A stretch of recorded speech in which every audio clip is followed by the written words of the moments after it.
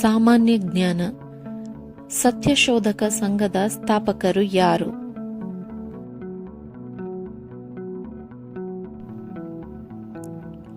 ಉತ್ತರ ಜ್ಯೋತಿಬಾ ಫುಲೆ. ಜ್ಯೋತಿಬಾ ಫುಲೆ ಅವರ ಹೆಂಡತಿಯ ಹೆಸರೇನು?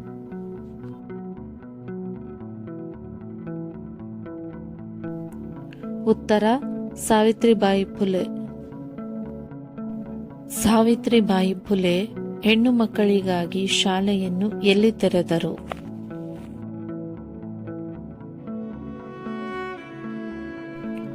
ಉತ್ತರ ಪುಣೆ.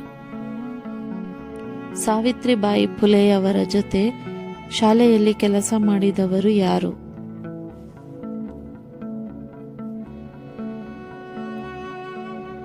ಉತ್ತರ ಫಾತಿಮಾ ಶೇಖ್. ಭಾರತ ದೇಶದ ಮೊದಲ ಶಿಕ್ಷಕಿ ಯಾರು?